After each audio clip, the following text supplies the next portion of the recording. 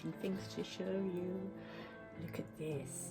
I've been making proper books, and I have been delving into a world of imagination and witchy things.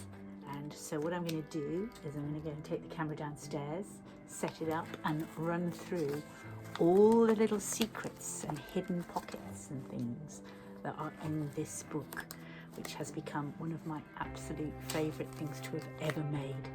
It's pure alchemy, my friends, pure alchemy. So let's take a closer look at this book. This started off as a book called Castaway by Lucy Irvine, which was very popular in the 1980s, and I read it a couple of times myself. But I picked this one up at a charity shop where they were actually about to throw it out because it was old and tatty and nobody wanted to buy it. So I didn't feel so bad about cutting it up. So I'll show you what I've done inside in a second, but on the outside, let's have a closer look. So what I've done to create this effect was, first of all, I painted a couple of coats of gesso. Then I got some stencils and some modelling paste, and I got a lovely old style stencil with writing that doesn't actually say anything, but that's the point. It's meant to be mysterious. So I used the modelling paste through the stencil, let that dry, and then I came in with loads of different paints and inks. Some of the inks are what do you call watery ones. I can't think of the word. Basically, they aren't watertight, so once they've dried a bit, you can splatter them with water, as you can see here, and you get that lovely effect when you lift off. So it just looks old and splattered, and something that's been hanging around for centuries, rather than something that was there's a bit of the old colour there, a bit of blue. So what I then did was I cut out the signatures and kept some of them, and I glued the pages loosely together and stuck them in. But what I also did is cut out almost a hollow inside and then pop something at the back. So on this one, hidden away under layers and layers of old story, you have an eye peeking out at you. And I've got some bits of muslin, some tea-dyed lace, lots of old papers. The backing here, this paper here, this was something that I've added because it was just plain and it was all messed up from when I'd cut it out and pulled out the old glue. And then I did a similar effect on the back. So on the back, again, I made a hollow, put in an interesting witchy style picture, and I rubbed it with inks and stuck on some lace and splattered and, you know, just generally grunged it up so it looks nice and old. So let's go through it now. Those of you who have been following my channel for a while will know I love a hidden tuck spot, and there are so many in here that I've forgotten where half of them are, to be honest.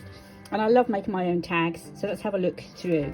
So first of all, we've got this one here, just made a tag that matches the packing paper there on that frame. And these are cute little tags that I've made. They start off like that, and then I use various inks and techniques and a little bit of collaging to create those effects. And then we turn over, and then we've got a page that's got multiple exciting bits to it. There's tuck spots there, a couple of tags, some of these lovely vellum style botanical sheets, I guess you call them sheets. Now this opens up like that. More little tuck spots, a little witch's cap and cauldron and a couple of bats flying around. I used Mid-Journey to create these, which is quite fun, so it's something unique. Then we've got a little pocket here, and there's a bookmark and just a scrap of spell-dyed paper. There's a belly band with a mini notebook tucked over the top, and then this is fun, I think you'll like this. So this lifts up like so, it says pull, so we get hold of it and we pull, and we have a whole apothecary of bottles. So that's kind of fun to make. It's just a little bit of whimsy. and then there's a pocket here with some papers inside. And in this bit here, I've got some beautiful botanical papers, which are really pretty, and this is tucked on with an invisible paper clip. Oh. And that opens up like that, and you can pull these out as well. I'm just doing a little bit of drawing to match the pictures on there, so that just tucks in there, and then that's got some little places to write your secret messages and potions and things. So that opens up as well. Just leave that open now. And then under here, we've got some tarot cards. Now these were brand new tarot cards, but I have grunged them up suitably. So I crease them, I get them with sandpaper, I rub them with distress inks, and it gives a nice aged effect. So that's tucked away in there. You would never know it was there, would you? And then I've used various different inks and sprays to give these nice effects. Can you see the shine on that? Okay, and then we've got the other side, this multi-fold out piece. This is collaged on top, this raven I cut out from a book. And another little mini notebook in there. And a tag tucked inside there. And then this opens up. Does this maybe give a clue to who owns this book? There's some more little things tucked away inside there. And this, I love this effect. So these are my own tea copy dyed papers, and I use a lot of rusty items, which creates these brilliant effects, and the air bubbles I absolutely love. So that's turned out really well, and that was too good to cover up with anything, to be honest. It's almost like a work of art in itself. So let's fold that over. Then we have another page, another little tuck spot, and a belly band. So that's the first signature. Second signature coming up now. Pretty little butterfly that just lifts up. All these papers. So that's one of my tea copy dyed. That was the back of just some scrapbooking paper, and then I use various inks and splash techniques to age the paper. So everything takes so long. I mean, I've lost track of the hours it took to make this, because all this little bits of detail just takes forever. And making sure that you edge everything, give everything a little bit of a grunged up edge, it just takes forever, and I love it. Okay, so then we've got a similar approach where we can open up the flap. Oh, this seems a bit lumpy. What's in here? Well, you very carefully release the Velcro and take out, there's another mini booklet inside. And this paper is something I've made with inks this time, so lots of different inks and some quite light card. And then we open this up and we have a beautiful little booklet. Again, this inside bit was made with my tea and coffee dyed papers. And then we've got all of these tags that I've made using lots of different techniques. Stamping, inking, splatting. Look at that, don't you just love that? That was some rusty thing, and look at that. Oh, I get so excited about silly things like this. Bit of stamping. And then look, there's a little tab, and that tucks in there, so let's pop that back in there. Then here we open up, I've got to write something on there, and just used a bit of stenciling, give it a bit of interest. This is fun. So you might be wondering what on earth this is. So I am going to take this invisible paperclip off, and it's a little mini Blizzard style book.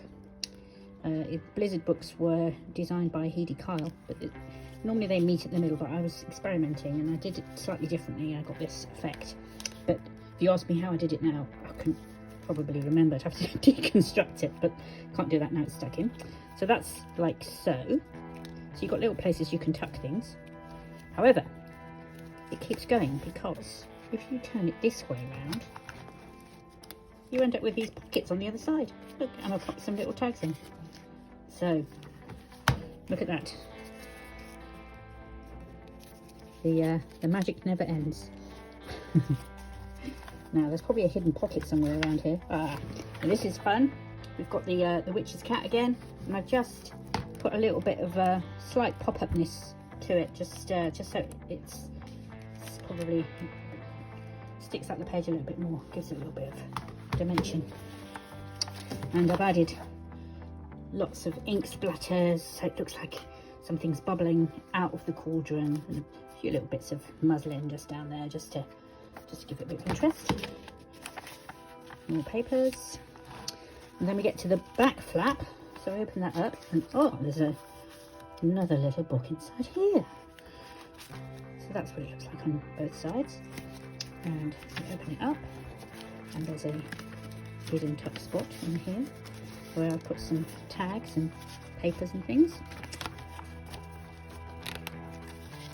And then if you open it the other way,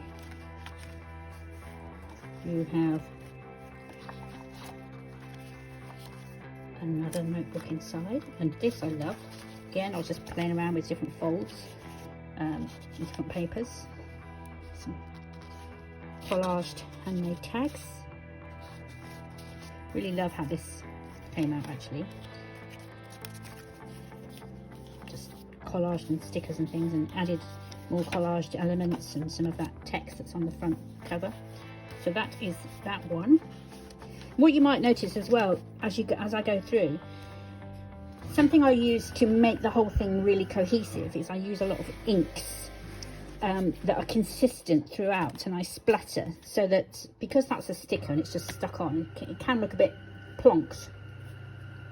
So what I do to tie the whole thing in together is quite often splatter it with inks.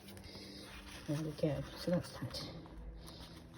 And the thing that I love as well about making these books is the curation. So it's going through my enormous stashes of papers and thinking about what's going to work well together, and then coming up with different ideas of different ways to fold the paper, watching YouTube videos and remembering techniques that I've discovered myself or learned from others, and just trying to keep it really different and interesting. So, and this is a good example here. So this is a little pocket, and you can see inside another little booklet which opens and folds in different ways, again from my tea coffee dyed paper. So you've got different ways of folding that. There's opens up, and there's a little surprise there. So again, just keep the interest going. And of course there is a hidden tuck spot behind there where there's some papers you can write on and add your own. And we're nearly come to the end now, I think. So we turn over, and just got that, and that's it.